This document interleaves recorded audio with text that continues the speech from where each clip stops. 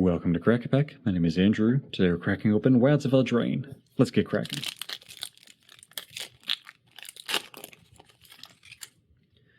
Our first card today is a food token, fought by an island for our land.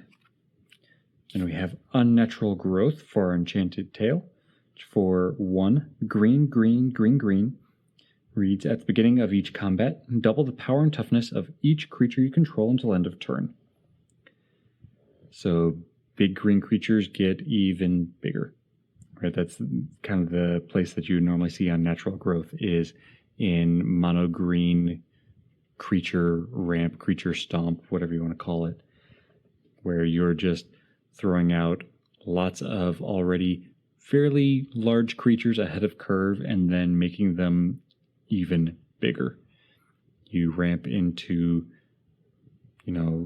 4/4s or 5/5s a couple of turns early and make those 8/8s or 10/10s. Or maybe you just go really, really, really wide with lots of tokens and they're all 1/2s or 2/2s or something like that, and they're suddenly, 2/4s or 4/4s or something like that, and you went really wide, so there's just a lot of them. That's where unnatural growth shines, is when you just have either lots of creatures or bigger creatures than you should at that moment to make it really, really hard for your opponent to deal with when it was already going to be hard to deal with, making it harder to deal with. So I don't know if I'm going to use this anywhere right away, but at the very least, I might try and build just like mono green ramp and put this in there to make the most of the creatures that I'd be ramping into. But what about you? Where are you using unnatural growth right now? Let me know in the comments below. Next we have Sleep Cursed Fairy, which for a blue is a 3/3 flyer with ward 2. Reads, Sleep Cursed Fairy enters the battlefield tapped with 3 stun counters on it. And if it would become untapped, remove a stun counter from it instead. Then it also has an ability for 1 and a blue, untap Sleep Cursed Fairy. So you get a 3/3 flyer with ward 2 for a blue mana, but it does have 3 stun counters on it, so you have to find a way to untap this 3 times before it will finally untap. Okay. It's slow. It's very slow. Unless you have a way to remove all counters from target permanent, this is going to be very slow and honestly probably not worth your time. In the right situation with the right follow-up, this is, a 3/3 flyer with ward 2 for like 3 mana and 2 cards. But if I'm already going to be sinking 3 mana into a 3/3 flyer, why not just pay 3 mana for a 3/3 flyer and not the second card? I just don't see... sure, I see where this is good as a 1-drop. Get it out turn 1, and it's a big threat because it has ward 2. It's not easy to interact with, and by the time they even have enough mana to actually do anything to this, it's probably already losing its last stun counter, and now you've got a 3/3 flyer.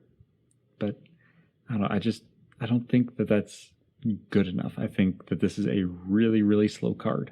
What about you? Do you have a good use for Sleep Cursed Fairy? Is there a line of play that I am not seeing, or is it as slow as I think it is? Next we have Solitary Sanctuary. Totentan Swarm Piper. Galvanic Giant. Moment of Valor. Prophetic Prism. Unassuming Sage. Kindled Heroism. Root Rider Fawn. Cut In. Barrow Naughty. Sleight of Hand, and Toadstool Admirer to round out the pack. Now for today's Pack 1 Pick 1.